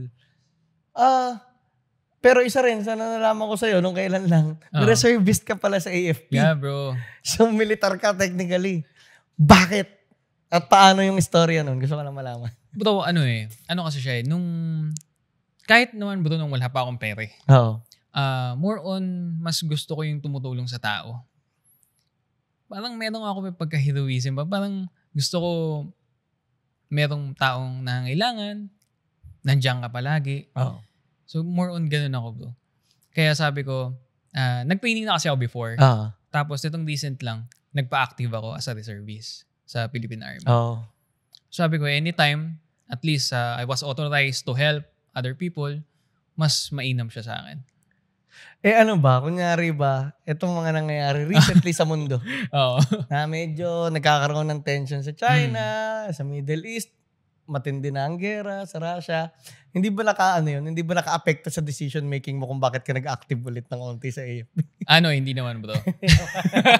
Hala ko parang bigla ka na napaisip, yung pamilya ko kailangan protektahan. Hindi pa naman ako ganun ka-paranoid bro. So, pero, well, sabi mo nga yan, ganito kasi bro, ang reservist is a tool ng Philippine Army o anumang mga branches ng AFP to help other people, mostly yung mga malalapit lang, sila yung pwedeng unang tawagan pag mayroong mga nangangailangan. Not in the fight, but more on mga rescue operations. Oo, kunyari may mga baha, pwedeng sila yung mga mag-rescue. So more on ganun to. Wala ang reservist, hindi siya more on mga bakbakan. Pero once na talagang wala na yung mga front lines natin, yung mga armies natin, kami yung mga first in line na kukunin. So ganun siya. Nakwento mo kanina bro na na yun nga yung bata ka pa lang talaga, yung parang gusto mo na yung nakakatulong ka or ano ba, or parang yung technically may purpose ka or meron kang may effect ka sa ibang tao. Sa tingin mo, bilang negosyante rin, meron bang relationship yun? Yung ganun yung personality and mindset mo sa pagiging negosyante mo? Yes bro, totoo yun. Meron mga dito bro, nag-review lang sila, no? And alam ko mga buyers sila. Number one, lagi ko sinasabi sa kanila, ma'am, kahit hindi ka sa akin bumili, meron kasi kami tinatawag bro na verification of papers. Doon mo malalaman if legit yung kausap mo, legit yung unit, talagang hindi ka lolokohin. So, ang offer ko sa kanila, bro, ganito I'm not offering my unit. Kung meron silang bibilin na ibang unit, sabihan lang nila ako. Hindi para pumasok ako doon at tubuan sila. Hindi, bro. Sabihan lang nila ako just to verify kung okay yung unit na bibilin nila. Kasi, bro, ang hirap may scam. Oh. Pinaghirapan mo yun, bro. Tsaka, I'm talking about 500,000 and millions. Kaya sabi ko sa kanila, ma'am, nandito lang ako, sir, kung nandito lang ako, sabihan mo lang ako, text mo lang sa akin yung plate number, i-verify ko yan, pag okay, bilin mo sa kanila. Ang gandang perspective na, no? Tsaka, doon na babalik na it builds your credibility eh. Yung sinasabi mo kanina, na parang pag nakita nila na, hindi lang pera-pera ang habol na ito. Iba yung magiging epekto na kunyari, ikaw, bibili ka na next time. Talaga, dito na ako sa alam kong... Bro, alam mo sa mga ganong client, meron nga, bro. Nagpa-verify sa akin. Sir, may bibilin kasi ako dito. Bro, hindi lang ganon ang in-offer ko. Sir, okay kaya yung makina nito? Bro, nagpapunta pa ako ng tao doon. So bro, kahit alam kong wala naman akong kikitain and gusto ko lang, kumbaga, gusto ko lang makatulong doon sa kliyente, even hindi naman siya bibili sa amin, nagpapunta ako ng tao doon. Ang kagandahan bro, hindi ko naman ine-expect, bumili din siya sa amin bro. Ngayon nga, kasi doon na papasok na pinakita mo yung nakatiwa-tiwala ka talaga. At saka nga, yung you care for them beyond the business transaction. Kasi, yun din, ako naman sa experience ko rin sa negosyo dati talaga, na customers become friends talaga eh. Na they become connections, kundi man sobrang dikit na friends. Pero, yung kunyari, makita mo na sa mall, alam mo na talagang, hindi, malalim na yung friendship namin, hindi na lang sa negosyo tayo. So parang ang galing no kasi yun din yung nakita ko nga sa mga mentors ko tsaka sa mga na-interview ko na lahat sila matulungin sobra. Like, meron nagme-mentor sa akin ngayon si Sir Tony Go. Like, love na love ko kayo, sir. Gines ko lang din siya dati sa podcast. Tapos parang sinabi ko nga na, sir, gusto ko matuto talaga. Tapos parang siguro nakita niya rin sa akin na yun nga, na siguro may nakita siya sa akin na parang nakita niya siguro sa sarili niya. Tinutulungan niya talaga ako. Ngayon, nagme-mentoring kami. Minsan, nasa gitna siya ng meeting. Papapasukin niya ako, paparinig niya sa akin. O minsan, may mga tanong ako sa kanya about, sa business nga. Nasa gitna siya ng meeting, ihinto niya sandali yung meeting niya. Kakausapin ako nang hindi mo inaano yung oras. Tapos kahit minsan sa nagsusuporta rin siya. So talagang yung para bang, ang mahal ng oras na itong tao na to, sino ba ako? I'm nobody eh. Pero makikita mo talaga yung sense of mission nga nila na parang ako nakikita ko sana, meron na siya nun lahat. Like, billions of pesos, lahat ng sasakyan, pinakamagandang sound system sa buong Pilipinas. Bakit niya ginagawa to? Kasi nga parang, ito na yung nagfulfill sa kanya ngayon, yung pagtulong talaga, na parang, nakakatuwa na kasi, di ba kunyari, pag nag-aaral tayo, yung mga may mga view kunyari, mga aktivista, or ang mga mayaman, o mga negosyante, mga mga greedy or mga magugulang lang, kaya lang yumaman. Sa experience ko, hindi.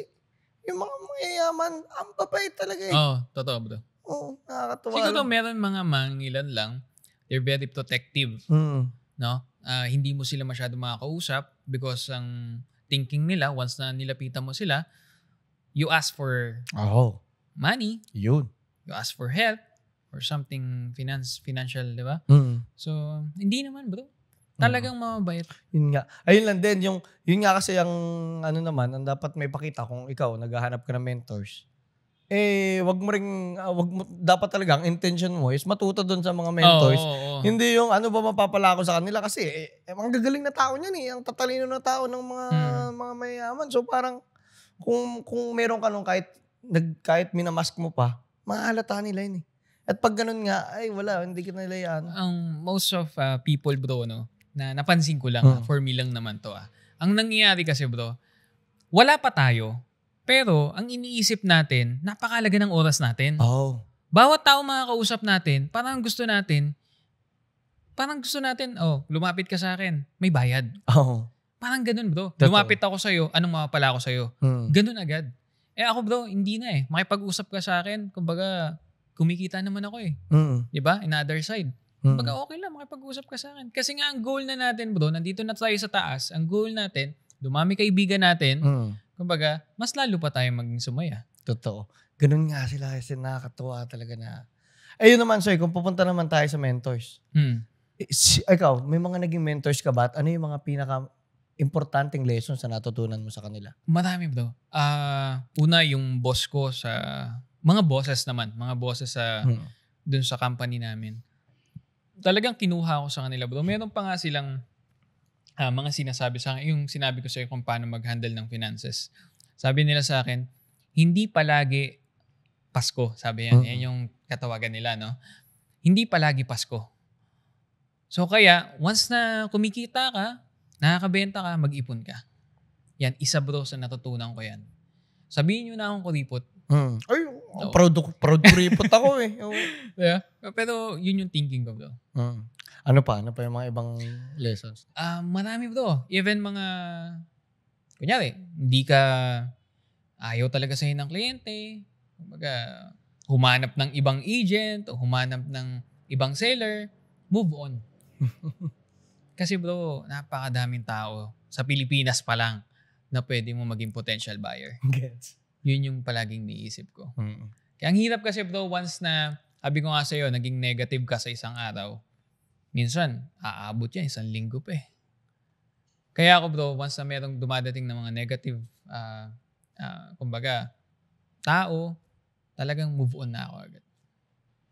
Nakakatuwa yan. Bro, doon nga yung sa mapag-usapan natin yung sa mentorship. Na ano yung halaga na kapag nagsisimula ka sa negosyo? Yun nga, natututo ka sa ibang tao. Ano siya bro? Once na meron kang mentor, mas low risk na nangyayari. Kasi, kunyari, merong mga unfortunate, merong mga naging problema or mga hindi mo inaasahan. Nandyan sila bro eh. Kasi nangyari na sa kanila yun eh. Lalo na pag same industry kayo. Nangyari na sa kanila yun eh.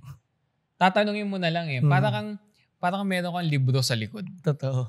Sabi ka ngayon, parang may ChatGPT ka na sa likod. So, may Google ka na.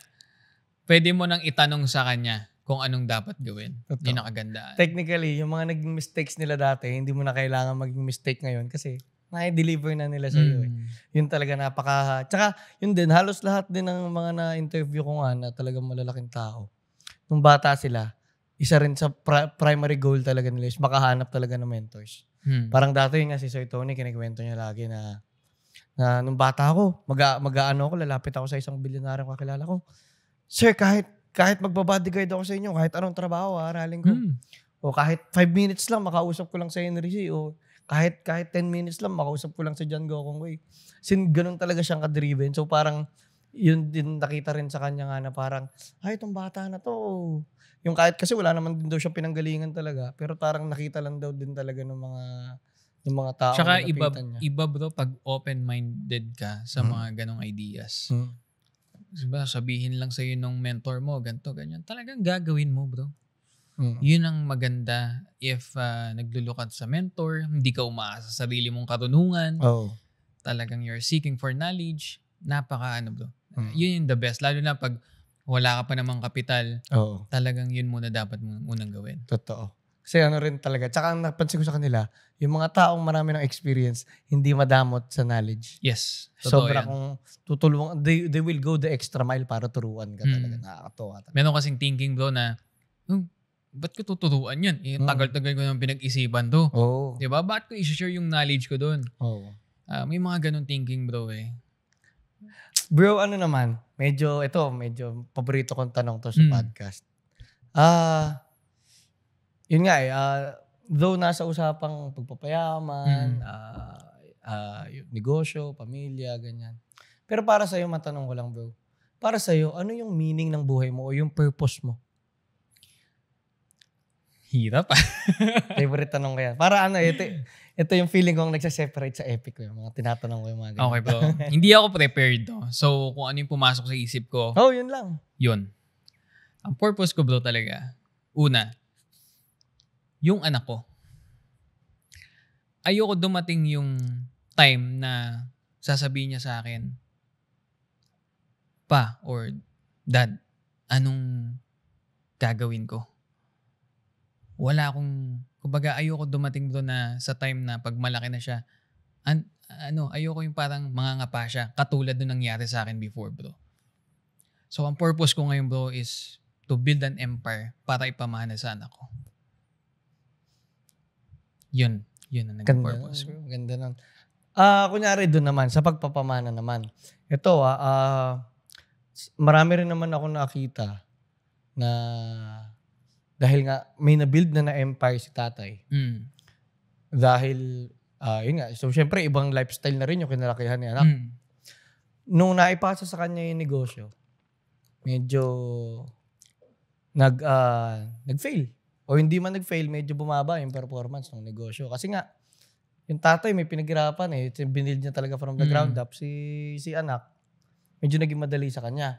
Sa'yo bro, ano yung magiging strategy mo sa pagpapalaki ng anak mo para maging karapat-dapat din siya na heir ng empire na gagawin mo? Bro, for me, kasi sa tingin ko kaya nangyayari yung mga ganon. Yung anak or yung bata, hindi siya knowledgeable habang ginagawa mo yung business. Ako bro, bata pa lang yung anak ko, talagang sinasama ko siya dito. Tinatrain mo na. Yeah, totoo bro. 3 years old pa lang yung anak ko, pero marunong na mag-video ng sasakyan. So, pinaparanas ko sa kanya bro, kung ano yung mga struggle ko. And even siya bro, kaya niya. Ako bro, sa nakikita ko, alam niya yung ginagawa ko, and alam niya kung paano ko sinusolve yung mga problema. So, ganito lang yan bro. Hindi mo siya pwedeng pasahan agad bro ng, kumbaga, hindi mo siya pwedeng pakainin ng mga, kumbaga, solid food agad. Kailangan unti-unti. Kailangan nakamonitor siya, mga galaw mo, and dapat knowledgeable siya. Bago mo ipasa lahat. Na kumbaga, yung napaka-importante kasi, na, yun nga rin, yung ibang nakikita ko na ang gusto lang i-build ng i-build na hindi nagkakaroon ng oras sa anak. Kasi kaka-build nga na binibuild nila. Tapos pag ipinasa na, wala silang kahit simple relationship o kahit training nga lang. Na ako sa totoo lang kasi tatay ko, hindi naman niya fault dahil na-stroke tatay ko na maaga So nung nagka-negosyo nga ako noon, binato lang talaga ako doon, 19 years old, walang kaalam-alam sa pagnenegosyo dahil di naman yung tinapos ko. Tapos parang natuto na lang ako sa sarili kong hindi ako na-train. And at the same time, feeling ko may mga malaki ring impact yun kung bakit nahirapan ako mag-survive nung pandemic. Kasi hindi nga ako nagkaroon ng tamang training Trial and error ako sa lahat ng ginawa ko noon So, yun nga rin talaga na importante na though gusto nga natin na i-build yung empire natin, napaka-importante. Dapat kasama siya, bro. Kasama siya. Hindi naman natin sinasabi na ipasa mo na lang.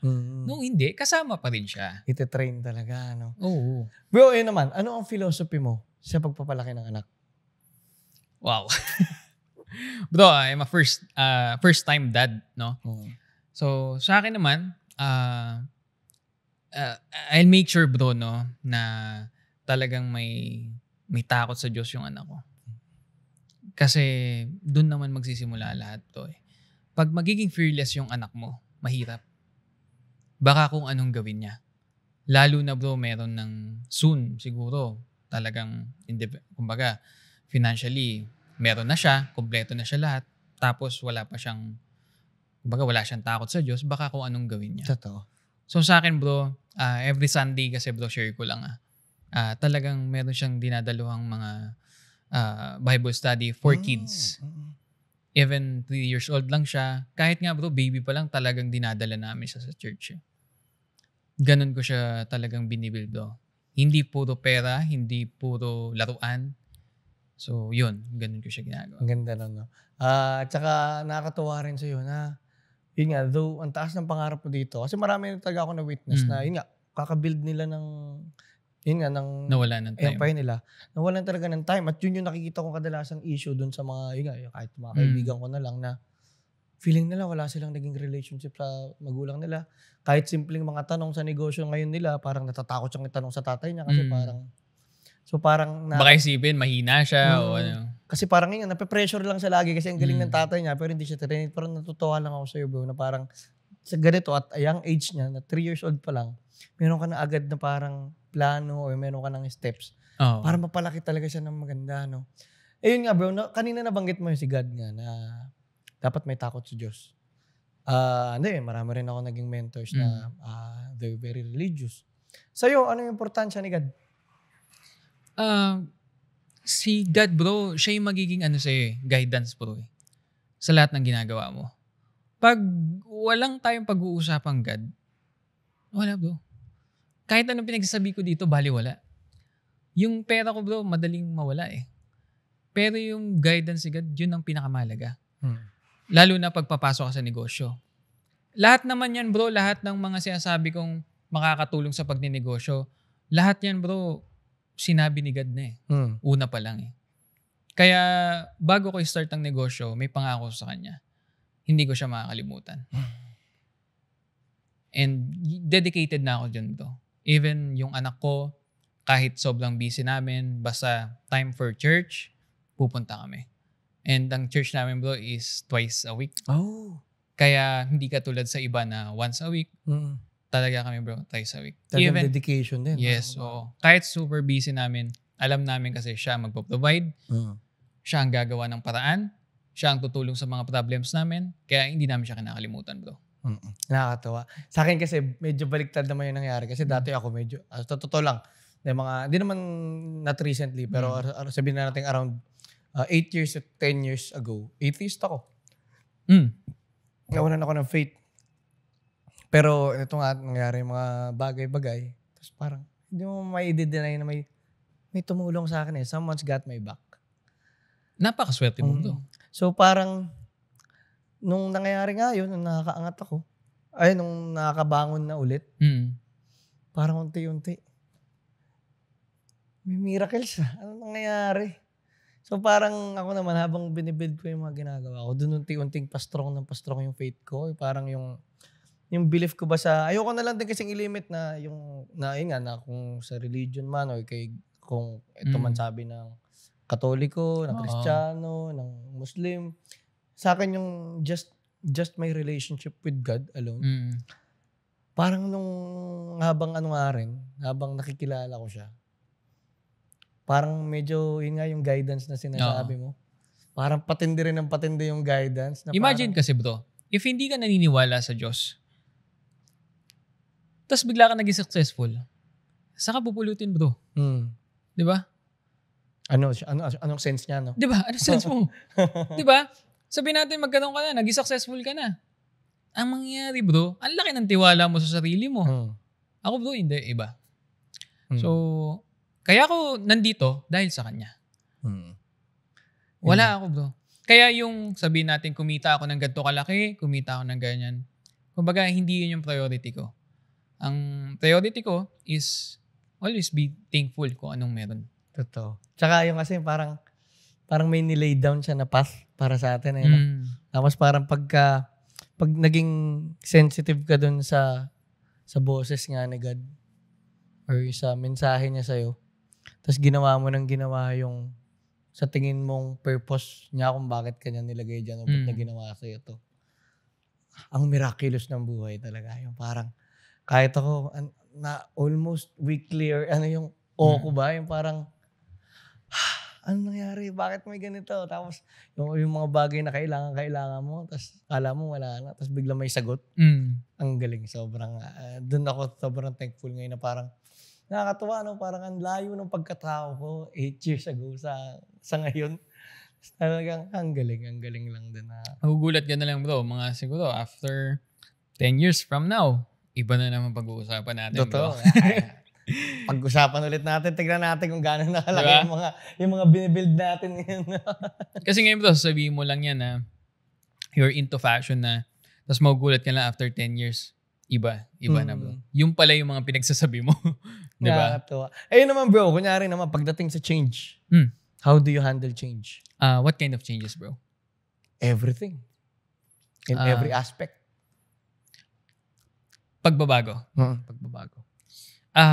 Sa akin naman, bro, sabi ko nga sa'yo, if merong pagbabago, merong changes, positive or negative, kumbaga, alam ko kasi, bro, if negative man yan o positive, ang dami ko na pinagdaanan eh. Alam ko ang outcome niyan is positive. Ang ganda na. Kasi sabi ko nga sa'yo, bro, if may guidance ka ng God, talagang alam mong you're in a perfect hand. Totoo. Nakakatawa. Ganun siya. Ang Bro. saya nung yung trust. Yung Oo. trust kay universe o kay God, no? Yung parang, yun din, ganun na rin yung nangyari sa akin ngayon. Na parang, pagka tuwing may hindi, uubra yan. Yung kahit yung hindi ka na sigurado, kahit wala nang sign kung sigurado ka ba, pero parang may sense of trust ka lang na, magiging okay lahat. Tapos, Tsaka bro, imagine, maging mabuting tao ka lang. ayun, napaka-importante. Number 1. Wala bro na mabuting tao at the end, di ba? Naging ganto, naging kawawa, naging pulubi. Bro, lahat ng naging mabuting tao, even Totoo. alam ko, ang dami mo ng interview naging successful na tao. Lahat sila bro, mabuting tao. Mabuting tao talaga. I mean, as in legitimately, na technically natulungan nila ako sa pagiging mabait nila o naapektuhan nila yung ako. Kitang-kita ko talaga yun na hindi lang dahil mabait sila magsalita. Ganyan, talagang nakita ko talaga yung kabaitan talaga nila. Tsaka yun nga, ang ganda na sinabi mo na yung kabaitan. Kasi nga, hindi rin naman kunyari, sobrang maka-Diyos mo lang. Sobra ka lang simba na simba, tapos di ka lang mabait na tao. Wala rin, para sa akin din, ayaw din ni God yun. Parang, ginawa mo lang siyang idol, pero para bang, parang for the show lang. No? Oo, for the show lang. Ang tunay na pagiging maka-Diyos para sa akin is pagiging mabuting tao. I mean, sa kanya, hindi na siguro nagmamatter kung gaano ka lumuhod o gaano ka katagal mag-pray. Ang gusto niya, maging mapagmahal kang tao sa lahat ng tao. Nakakatawa yun. Bro, punta naman tayo sa yun nga, ang laki na na-build mo, 3 kumpanya, at 28 years old, ang bata mo pa. Yes, bro. Technically, ang bata pa natin. Yeah. Ang dami mo na na-build. Meron ka ng financial capabilities. Ano pa yung mga further goals mo naman? As of now, more on, pag bro, nasa peak ka na eh. Alam ko kasi bro, ako over na dun sa talagang pangarap ko eh. Kasi ang pangarap ko lang naman talaga dati is magkaroon ng car dealer. Tapos na yun bro eh. Ngayon bro, pinakamahirap na is to maintain. Yun ang pinakamahirap bro. So ngayon, as of now, sabi ko sa mga tao ko, kailangan more on maintaining tayo, tsaka nandun din tayo sa growth. Hindi pwedeng pababa naman. Kasi bro, 3 na yan eh. Soon, pwedeng manganak. Baka mamaya yung may pumasok ka nga, naging 5 nga yan. Yung 2 naman. Na nag-fail ha? Diba? So, more on sa maintaining part na ako. Nasa sa pagpapatibay na parang gano'n. Ano naman, yung labas sa negosyo? Ano yung further goals mo pa? Well, goals ko, more travels. More time for my family. Kasi, syempre, aminin naman natin, talagang naging busy tayo. Kaya, yun, more time for my family. Okay. Ayun. Bro, last few questions na rin. Go lang, bro. Tawag dito, bro. Kung meron kang rules, 3 rules, or kahit sa'yo kung ilan, ano yung rules to live by to live a good life? Okay. First rule ko, bro.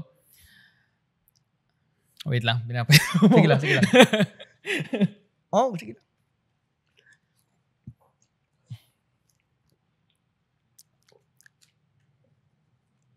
Okay. Haling. Yung may knob siya dyan.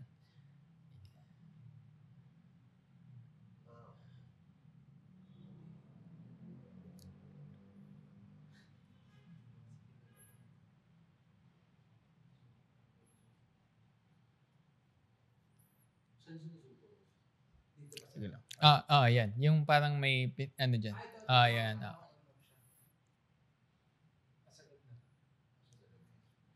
Sa edit na lang. Okay? Game? Sige, game. Siguro bro, ang number 1 rule ko sa business is, kumbaga, huwag kang manlalamang sa tao. Even sa mga kapwa mo, colleagues mo, sa industry, huwag kang manlalamang bro. Kasi alam ko may balik yan lahat eh. Okay? Sabi ko nga sa'yo bro, credibility talaga number 1 priority ko. In terms sa business or kahit sa pagkatao ko. General yung... Yun bro. And then, pangalawa, if talagang... wait lang. Bablanko ko, sorry. Sige, wala lang. Okay lang. Madali na ikakat naman namin yung pagkagat. Ano pa ba? Naubusan ako Good life in general lang naman. Hindi naman kailangan sa business lang or... Okay. And then, ayun. Okay. And number 2 ko, bro, if ever talaga, ano man dumating, be thankful. Gratefulness talaga. Yeah. And grateful talaga. Kahit dumating man is negative, sabi ko nga sa'yo, or positive man yan, blessing man yan sa paningin mo, be thankful. Always be thankful. Kasi hindi mo alam, bro, yung negative kayang switch ni God yan into positive. Totoo. Sobrang tumpak ka dun sa kaya ng switch talaga. Kasi kung makikita mo rin talaga, pag ngayon, kunyari, tayo, babalikan natin yung buhay natin. Di ba? Parang halos lahat ng pangit na nangyari, may dinulot din na maganda. Yes. Eventually. Na. Yeah. So parang, tsaka at the same time, pag meron kang grateful mindset, parang yun nga, positive outlook na kagad eh. Na parang nasa solution ka na kasi alam mong kahit anong mangyari, swerte ka pa rin. Oo. So may iba ka ng approach dun sa problema pagka grateful ka kasi mas madaling sumolusyon. Pagka alam mong hindi ako ang pinakamalas na tao, hindi ako yung parang ano kasi bro once na grateful ka sa isang bagay, para kang may defense mechanism na tinatawag na kahit ano man yung sabihin sa'yo ng tao o dumating na problema, alam mong meron kang parang umaga may bulletproof ka, parang gano'n. Nagbebenta ako ng bulletproof So ayun, parang gano'n bro well-equipped ka Totoo. So, ano man yung talagang pag thankful ka. Third rule. Ano ba? Okay. Once na-achieve mo na yung pangarap mo, goal mo sa buhay, huwag kang makakalimot, bro. Ang daming mga businessman, mga negosyante, bro, hindi naman sa pero yung mga nakasama nila dati, pag tinanong mo, parang iniiwas. Oo. Parang, kilala mo ba si ganito? Oo, kaibigan ko yan dati. Di ba bro? Kasi bakit? That's sad. Kasi, wala. Kinalimutan na sila Di ba? So, ako naman, ang third rule ko, talagang binabalikan ko, bro, kasi yung mga unang tumulong sa akin. Mga unang nagtiwala. Kasi sila talaga di ba parang pagka yung mga tumulong talagang tao sa'yo, pag tinignan mo kung ano yung nag-i-impact. Oo. Kasi hindi mo talaga. Ano siya bro, ang daming ingredients So, kung parang sa pagluluto, ang daming ingredients bro, bago ka maging successful Nandyan yung mga resources, nandyan yung mga tools. Pero bro, ang number 1 dyan, yung mga backup mo, mga mentors mo. Bro, mga mentors ko mga ninong ko sa kasal Talagang hindi ko bro, ayoko na sa'yo. Tapos na ako Same na tayo ng level Talaga bro, hindi ko sila iniwan.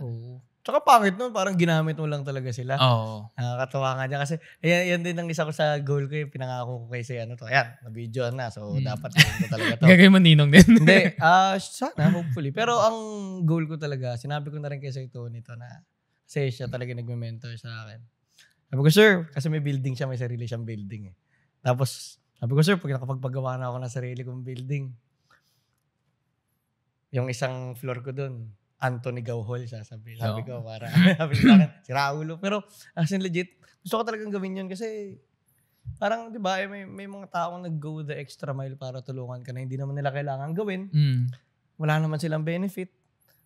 Ang dami nila. Tsaka kahit ako, yung mga naging kaibigan ko lang nito, nung walang-wala ako.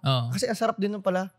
Ang sarap nun yung kasi dati meron ako Nung may negosyo ako, meron din ako. Tapos dumating nung wala. I mean, grateful pa rin naman ako sa lahat. Pero dumating din ako sa point na nung bagong lugi at walang puhunan. Nakakatuwa yung mga taong hindi nagbago yung trato sa'yo. Oo. Tama yun bro. Tsaka huwag kang magbabago. Totoo. Even sa kwentuhan bro, yung mga friends mo na talagang minsan nga kababata mo.